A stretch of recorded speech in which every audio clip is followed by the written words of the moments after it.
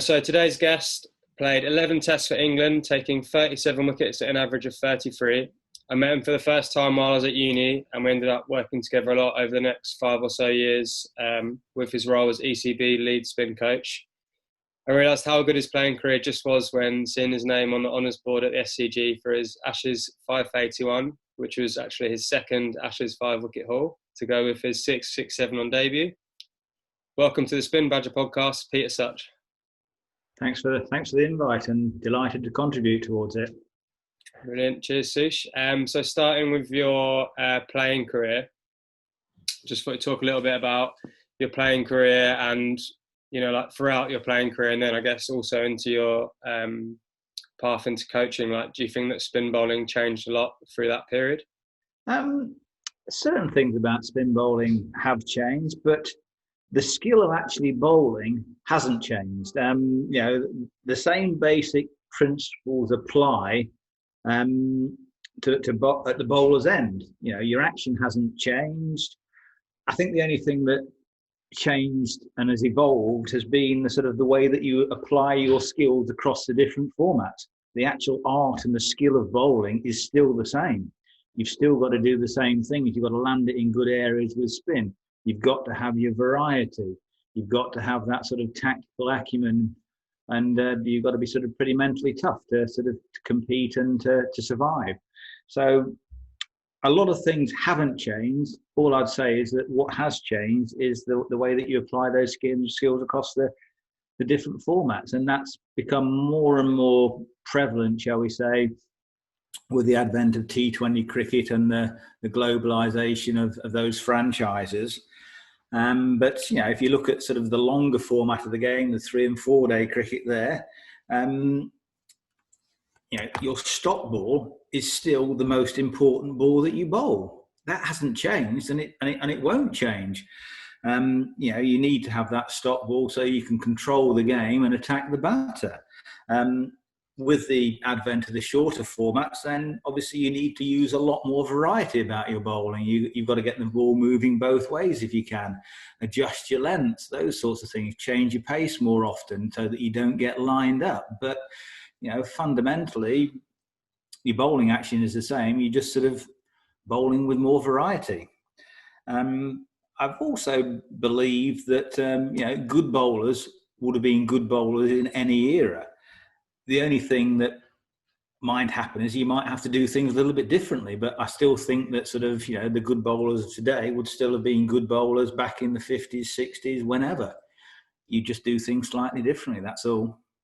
Yeah, I think there's loads of interesting stuff there to kick us off. I think that that stuff about bowlers in different era I haven't really thought of before, but I remember I guess all bowlers kind of adapt to their time. And I remember reading a book on, I think, again, this shows probably my level of geekiness, but reading a book about, the history of spin bowls, all different things, and they spoke about, I think it was Bill O'Reilly, the Aussie bowler. I think he basically used to run in and bowl like medium pace leg spin, and I think like that, there's a lot to be learned from history. Like, I think if someone started doing that today, like they'd be like, oh, that's a good idea. I guess you've got someone like Rashid Khan bowling very quick, but I think, if you can spin it both ways at pace, then that's going to be effective. So I think there's a lot to be learnt there. And one big thing you said there, which I think basically every single guest on this has said, is, your stop ball is your most important ball, whatever the format, whatever the situation. So that's really encouraging to hear that that you think that as well. Absolutely, yeah, absolutely. If you know your stop ball, you've got a foothold in the game. Definitely. And so I guess kind of following on from that, and just talking about your coaching for a little bit longer, like, what do you have, like, a general coaching philosophy for spinners? That, what are the things that you look for? What are the things that you try and do as a coach? I think when it comes to my coaching philosophy, I try and keep it as simple as possible. The first thing that I say to all spin bowlers is, remember what you are. You are a spin bowler. You're not a slow bowler, you're a spin bowler. So as a consequence of that, you need to try and spin the ball hard.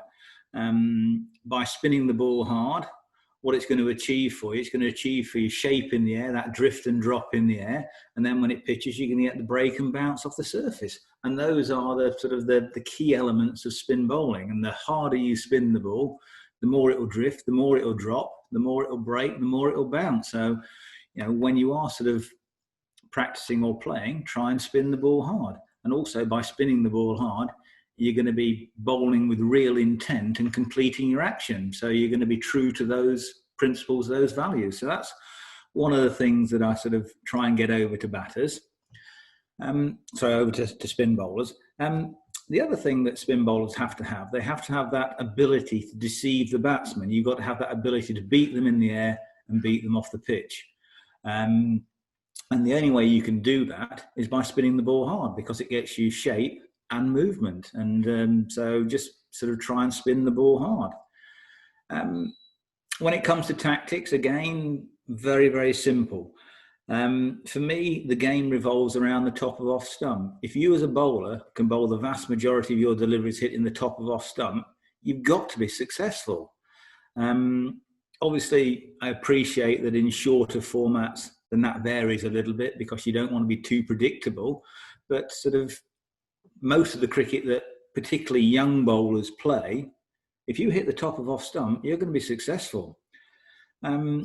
The other thing that I sort of like to try and sort of talk to young bowlers about is to bowl a length that brings the batsman forward, so that you're almost inviting the drive.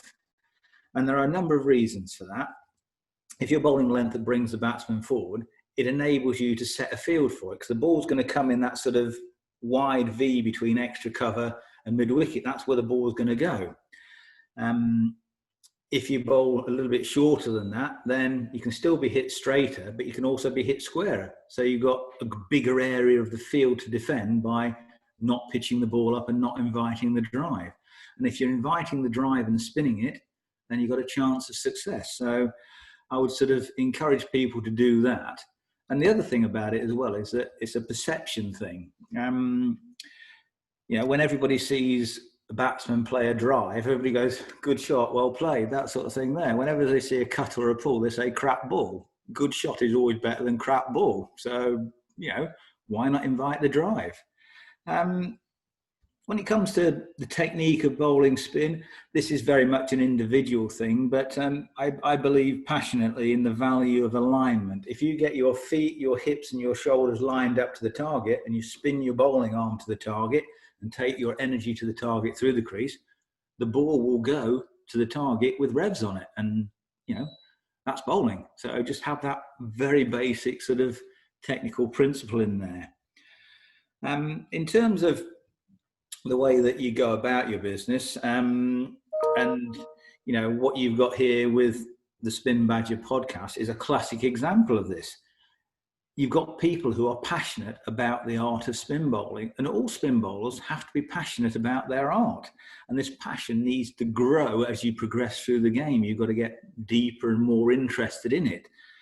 And that interest in it sort of then leads you on to work hard at your game. And I've been privileged enough to speak to an awful lot of top quality spin bowlers through my sort of role as a player and a coach. And, none of them achieved anything without working hard, without putting those hours in the practice field, in the nets, whatever it is, doing spot bowling, working on their variety, working on their action. They all worked hard at their game. And the final sort of thing that I sort of look to sort of underpin my coaching is I believe that we're all individuals. Every single spin bowler looks different, but I guarantee you there will be certain things that all of those spin bowlers are doing that are pretty similar. So, I like to respect the individual and work with the individual, but also make them aware of a few common basics that will help to underpin their game. So those are my sort of basic sort of coaching philosophy or principles that I go with. Yeah, there's loads of brilliant stuff in there, Sush. Just picking up on some of them you spoke about at the start about, trying to really spin the ball hard. Like that's something I really agree with, because like you said, it's not just what you get off the pitch. If you can get more in the air, that's also brilliant. But you said about, if you're completing your action because you're trying to spin it hard, that's kind of being true to yourself. Do you think like it's also a case that if you're trying to spin it hard, that'll actually also make you more accurate? Like I think it's a common misconception that you know, if you spin it hard, you might lose your accuracy, you know, whereas what you're saying there is it might actually make you more consistent. I think it does, because if that's your bowling action, and your bowling action is all about spinning the ball hard, if you're going to be spinning it less or taking something out of your action, you're doing something different. So when you do things different in the game, then there's always that element of risk, and sometimes that inconsistency can creep in there. Sometimes when you try and bowl it a little bit slower, you don't get it quite right because it's not bowled in the same fashion as your stock ball, and your stock ball has to be one that you nail. Yeah, I think people talk about like having a process or like a buzzword kind of thing, and like some of my Yorkshire teammates will laugh at this because they know that I always say it, but like for me, it's always be aggressive, which I guess is, I'm trying to think about spinning it hard, but I know that gives me the best chance of also being accurate. So it's interesting to hear you say that. I know, just on a side note, I wonder if, we had a lot of conversations and spent time together over the last, 5, 6, 7 years. I wonder if that's something that has kind of rubbed off on me. But going on to the something else said, which again is a massive belief of mine, that's about bringing the batter forward. It actually came from my dad. He's like, I wouldn't say he's the strongest cricketer in the world, definitely not a spin bowler, but he would just say, look, it's better to bowl a half volley or even a low full toss than even like a back foot defence, just because it's a lot more predictable to defend that and set your field accordingly, which is also something you spoke about. Just about that alignment. And I think, especially in English spin coaching, that's something that's spoken about a lot. And I just wonder, like, for listeners, like, not how important it is, because I know alignment's important, but like how almost obsessed should you be, and what's healthy about, making sure that your alignment is really good. Yeah, I think I don't think you should be too obsessed about it. You have to be in those sort of parameters of being sort of relatively side on to your target, so that your shoulders, your hips, and your feet are pointing at the target. If they're pointing in the direction of the target and you've got that strong upright posture, then you swing the bowling arm and the ball will go to the target. And that's half of bowling. If line and length is bowling, if you can take care of the line aspect by getting your alignment right and your posture right, then you've taken care of half of bowling. You don't need to think about it. Length is more about feel, and it's about where you release the ball from, and it's about how much energy you get on the ball. So line is very much a mechanical process that's controlled by alignment and posture and your bowling arm swing. Length is about feel, and that's all about how much you spin the ball and the sorts of spin that you put on the ball and where you release it from. Definitely. I know you speak really well about all the different types of spin you can get on the ball. We're not going to go down that rabbit hole here, but it is interesting to talk about, barrel spin, all those kind of different things. But moving on, like, so obviously you were, ECB lead spin coach for a decent period of time. And I know during that time you brought in a lot of initiatives to try and help spinners. For example, for me, I remember you helped me get a placement in Sydney playing cricket, and that was, where I met Stewie McGill for the first time. He's been a big influence on me. What other kind of initiatives did you bring in while ECB lead spin coach to try and help spinners? There's sort of a number of different things that we look to try and get into the game. The programs that we put together were all based around the principle of giving bowlers the opportunity to bowl, to actually sort of get match play overs under their belt. And then if we could put an experienced coach or a mentor close to them, then, happy days. That's a sort of a double learning opportunity. So the sorts of programs that we had were the one that you went on to Australia, where we would sort of fund young cricketers, young spinners to go to somewhere like Sydney or wherever it might be. And they would play grade cricket, which is a tough standard of cricket, and you'd get the opportunity to play and bowl. But, having someone like Stu McGill around as a coach and a mentor is a huge, huge bonus, and they can have a really significant influence on a young player's career. So those are the sorts of principles. So we had that sort of program going in Australia. In New Zealand, we used to send a couple of young spinners over there to Wellington, and they'd play Premier Cricket in Wellington. They'd practice and train with the Wellington Firebirds, and Jeetan Patel was their coach mentor. So another opportunity to get that bowling experience, but also learn from a top-class practitioner. And then the other sort of programs that we put in place were sending young bowlers to India. And India is a country where there is a culture of spin bowling, where it is very much an integral part of their game. And what better place to learn? You learn to play and bowl against quality players of spin in a different environment.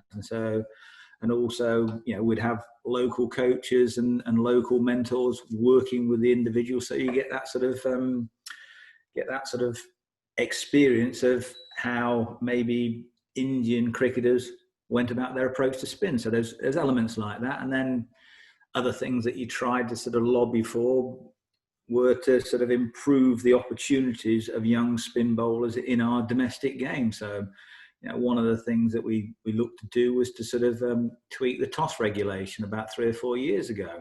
Yeah. And for the first year or so, that worked out beautifully. We played on good quality, flatter pitches. A lot more spin was bowled, because I believe that bowling spin is your best way of getting good at spin. So little things like that you just try and sort of create environment and opportunity for people to play and learn. Yeah, I think that toss roll for me definitely came at a good time. That definitely got me a bit more championship game time than I may have done otherwise. So I guess thank you for that. But I guess jumping forward a little bit, you were speaking about sending bowls to India, and I think it's not just an English thing. You look at countries like Australia, New Zealand, South Africa. Whenever they go to the subcontinent, how they bowl spin, and I guess how they play spin as well, is a really important thing. Do you think like the best way to prepare spinners for bowling in those conditions is just to go and get them out there to experience it? I think absolutely. You've got to train and practice in the environment that you're going to perform in. So any experience that you can get out there is tremendously valuable. And they're crackers about it over there. They love it. So it's a great opportunity. What would you advise a spinner, say if they were they'd only ever played in English conditions and they were going to the subcontinent to play international cricket? Is there anything that you would say, maybe you should try doing this different, bowl a bit quicker, or any of these things? What do you think the best way to be successful in the subcontinent is? I think it just comes down to sort of working out what's going to be the most effective method in whatever territory you're playing in. So if you sort of look at Australia, for example, I'll come to the subcontinent in a minute. If you look at Australia and you look at someone like Nathan Lyon, he's beautifully set up to bowl spin in Australia. Because the pitch doesn't do much sideways for you, you've got to get that drop and bounce. So overspin is massively important for you. And he's probably the best exponent of overspin in world cricket. Gets beautifully over the top of the ball, gets it to drop, gets that exaggerated bounce and profits from it. If maybe you go to the subcontinent, what you tend to find there is that pitches are a little bit grippier, and they do offer sideways movement for the spins, as for the spinners, and they tend to bowl with a little bit more side spin. Defeating a batsman in the air perhaps isn't as important as it is in Australia. So they look to sort of jam the ball into the pitch with a bit of pace and get side spin on it and bowl you out that way and control the game. So it's just a matter of working out what are the most effective ways of bowling in those conditions and making sure that you're well prepared before you go. And the best way to prepare is to actually get that experience if you can. Definitely. I think if you think about the different way that maybe Nathan Lyon would bowl compared to Ravi Jadeja, they're two very different bowling styles from English spinners, but that's probably to do with what conditions they've been brought up on and what they need to be successful. Absolutely. Sort of Yeah. So moving on to the next bit. So, one thing I think is quite interesting in spin bowling and spin coaching is kind of technology. So, when you're at the ECB, especially at Loughborough, you would have had access to a lot of you know, kind of state of the art facilities, you know, like Trackman, for example, to name one thing, you know, how did you use the technology to aid your spin coaching? I always believe there is a point to technology. There has to be a point to it. And that point is helping to improve the bowler and not overcomplicating it for them. And sometimes when we go down this technological route, things get too complicated. And you speak to a lot of bowlers and a lot of cricketers, and you know, they perform at their best when they keep it simple. So, you know, technology has a purpose, but it can't overcomplicate the game. You mentioned Trackman. Trackman was a great innovation because it gave you the opportunity to measure spin rate. And, you know, we've spoken quite a bit earlier in this podcast about the importance of spin and spinning the ball hard. But, you know, how do you measure it? The only way you can measure it is by using Trackman or a gadget like that. You know, pace bowlers, you got the old pocket radar and you hold that up there and you say, right, 85 miles an hour, whatever it is. You know, you don't have that capacity with spin. Trackman is a different sort of technology. It isn't a radar, but it's a more advanced radar that measures revolutions. So as a spin coach, to a certain extent, you're at a disadvantage because the commodity that you want, spin, is very difficult to measure. So you have to look to other things like that. You have to use your eyes more, your observational feedback. You know, is the ball drifting and dropping in the air? If it's drifting and dropping in the air, it's got to be spinning. And the more it drifts and drops, and the more it breaks and bounces, the harder someone's spinning it. So it is important, but it is difficult. We use sort of biomechanical analysis at Loughborough as well, and I think you sort of took part in that program there, and that was really good for confirming scientifically a lot of what we already knew about where spin came from, perhaps. What were the components of a solid repeatable action, those sorts of things there. And one of the real bonuses of doing that was we were able to develop spin-specific strength and conditioning exercises for spin bowlers. If you do these exercises, you will be able to consistently hold your action better and generate more spin on the ball. And that was the purpose of it. You know, it was to develop something that would enhance a spin bowler. Video analysis is always helpful, but I tend to use that more to back up what you're seeing with your eyes. Terry Jenner used to have a sort of a wonderful gadget. He called it the eyeganometer. And he just used to look at bowlers and tell you what he thought. But, technology is important, but ultimately it has to develop bowlers as opposed to complicate things for people. You don't want it to sort of to encourage all these complex movement patterns, because we all know the best bowlers have very simple actions. Definitely. I know not everyone would have access to Trackman, but for me personally, I found it as a really good tool, because remember, the first time I came to do that biomechanical analysis, where you kind of see a skeleton image of you bowling your bowling action. I remember going on Trackman then, and kind of seeing how many revs per minute. Is that what it is? Revs per revs per minute. Yeah. Seeing what my revs per minute was, and then coming back, I don't know whether it's 6 months, years, whenever it was, and just it was interesting seeing right, have I improved? And I think I had, and I guess it's almost goes well with training. Not just your technical work, but also your S&C, like you said, those spin specific exercises. I remember for 3 or 4 years, I basically started every gym session doing lunge of the twist. And I remember vividly seeing the photo of you with a stick doing it, because that's what they said. Oh, this is really good for spinners. So, but I think that S&C for spinners is quite an interesting subject. What's your opinions on it? I think it has to be spin specific. Obviously, you have your physical competencies that you need as a cricketer, like the speed, the agility, those sorts of things that you use in the field, all that sort of stuff there.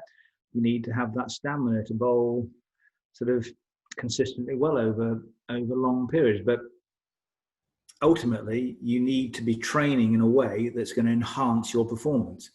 So it's going to make you more consistent, and it's going to help you to spin the ball more. So if you can sort of focus in on those movement patterns and those exercises that support those two principles, then it's got to be a good thing.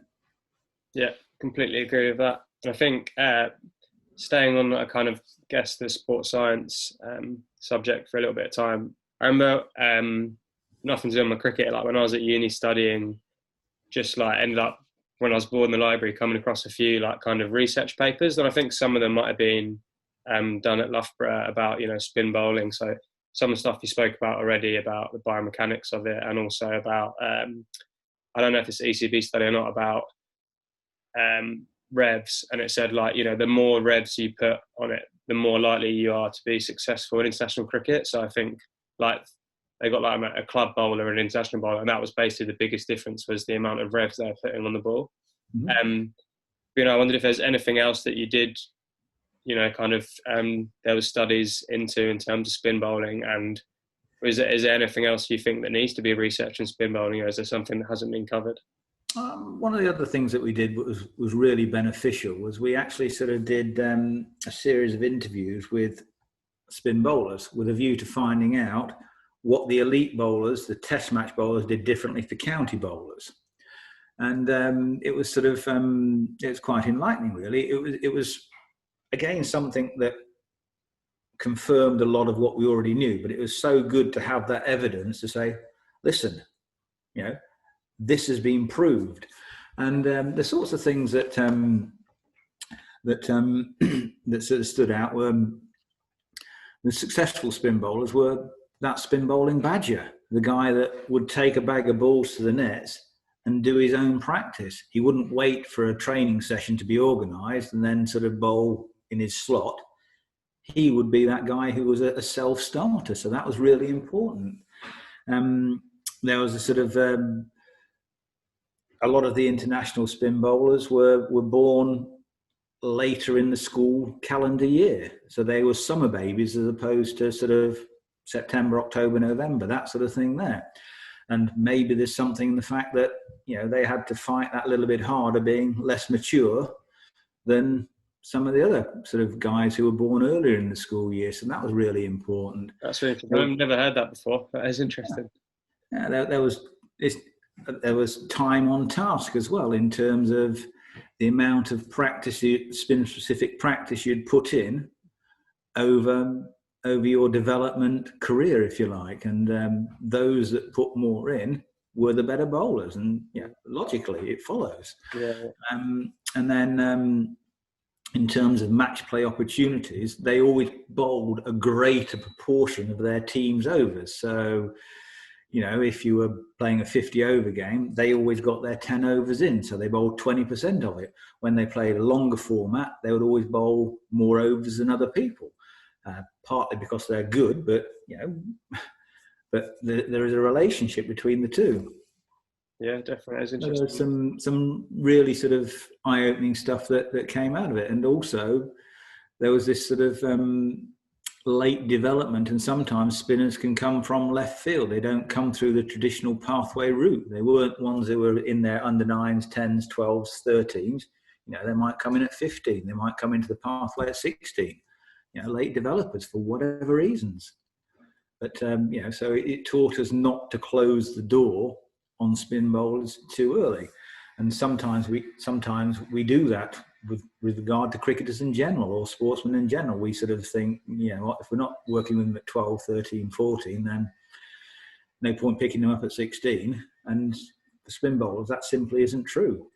Yeah, I think that's I think that's a massive point. Like reflecting on my own journey is I was definitely a late developer. I played maybe 1 year of county age groups at 14s, and then the next kind of representative cricket I played was at second 11 cricket. So I think that it's, I think because as spinners we do mature later, you're probably going to come into the game in a slightly different route. And certainly that was the case for me. So I think if there's any young spinners listening who aren't really involved in the county age group, say, like, that doesn't really matter. It's more about what you're doing in 5 years, say, that's the important thing. That very much feeds into one of the programs we sort of put in place through the Brian Johnson Memorial Trust in terms of supplying specialist spin bowling coaching for all county pathways, but also the MCC universities, because if these guys are maturing later, then they're more likely to go to university, and that's where they need that support. So we extended that sort of support for aspiring spin bowlers into the university pathway, so that they got the sort of the appropriate help and support there. Yeah, I think I was a massive benefactor of that. Chris Brown used to come and do our sessions. I was actually really lucky at uni. We had Zafran Sari and Paul Best there as well, who at the time were pros at Surrey and Warwickshire, and I wasn't really signed anywhere, but I got the full benefit of Chris Brown coming in and doing a lot of the stuff you spoke about, like a lot of alignment drills, working out those kind of things. I know you came down a couple of times, like those kind of sessions for me, especially at that age, are like completely invaluable, even for just informing my other training and getting an understanding. So to be fair, it's probably a big motivation for doing this podcast, is the more you can hear these kind of things about spin bowling at a younger age, the more it'll hopefully help a lot of young spinners. Absolutely, yeah. Sort of, it just feeds into that passion and that sort of love of the art. Definitely. So moving on, I remember you were saying to me, a big part of your job, or the main part of your job, was basically helping spinners get as ready as they can for their kind of international or test debut. And in your playing career, you had a really successful debut yourself. I know we've spoken about a lot of different kind of initiatives and stuff, but what is the best way for a spinner to prepare for playing international cricket? I think it's the simple answer is to put in the volume of training and practice that's required, to get those all important match play overs under your belt, that sort of thing there. And sometimes it's all about timing. It can be sort of, you could be playing against the right opposition on the right surface at the right time. And sometimes, particularly with young spinners, what can happen sometimes is that they sort of make their debut when they're actually sliding down the back of a wave. And by that, I mean, you're building, you're playing well, you're getting yourself noticed, and then you're peaking, and then you're sliding down the back of the wave, and you get the opportunity at the wrong time. You need to be getting that opportunity when you're on the up, as opposed to just sort of sliding down the back and having a little bit of a lapse in form, because there's nothing worse than going into a big game when you feel your form is just sort of sliding away a little bit. So, a lot of it is fortune and opportunity. And sometimes with spinners, there is less opportunity because, generally speaking, over the years, England have played one spin bowler. So they've had sort of a Graham Swan in there for however long, or a Monty Panesar or a Moeen Ali, that sort of thing there. So if you're only looking for that one spinner, perhaps for a home test match, then by the time you come to change it, that young spinner may well be sliding down the back of that wave. Yeah, definitely. And I think that's completely spot on. I think that's always was probably a big, thing for you, was just English spinners in general, making sure they get those opportunities, which I guess also leads into, the placement program that you set up and stuff. Sure. So yeah, so talking more about like what you're doing at the moment, Sue. So I think you left the ECB a year or two ago, and since then you've set up the Spin Academy. Like, what's the Spin Academy, and what kind of stuff have you been doing? Yeah, as I say, I finished with the ECB probably about 12 months ago now, sort of in November last year, and I still had a massive passion for cricket and a real passion for coaching spin. So I wanted to sort of continue to do that, and felt that I still had a lot to offer in that sort of regard. So what we did sort of is, what I've done is I set up the Spin Academy, and it's based in the sort of southeast, but we do sort of work with bowlers from all over the country. And it's an opportunity to come for regular sessions where you get 5 hours of working with spin. So you get the opportunity to sort of totally immerse yourself in the art of spin bowling. So, we've got lots of different activities that sort of go on during the day. 5 hours of contact time is a long time. So you're not bowling all the time, but you get an opportunity to do some technical bowling work. You get an opportunity to explore some tactical options with your bowling. We use a spin-specific strength and conditioning program that's run by a strength and conditioning coach. And also the other thing that we do is we give the guys the opportunity to work on their batting as well, because as spin bowlers, you have to work on that side of your game as well, so that you can offer just a little bit more than what you do with your wrist and your fingers. It's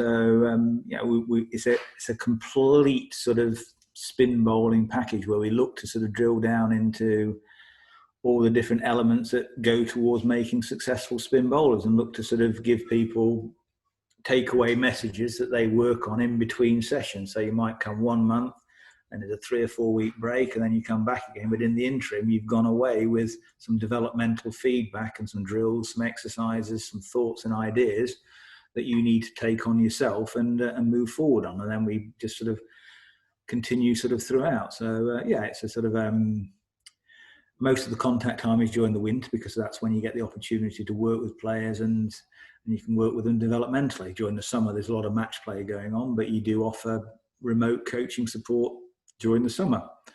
So they might send a video clip in there and something might have gone amiss in their action. So you might sort of analyze the video for them and sort of send them a note back or talk to them and say, look, in the winter we worked on alignment. Perhaps need to revisit some of those drills on alignment because you're just sort of out of kilter a little bit. So that sort of thing there. But like I say, it's just an opportunity for talented young spin bowlers who are keen to improve to have the opportunity to totally immerse themselves for a whole day. And that's not what you can do, generally speaking. I don't think anybody else can offer that at the moment.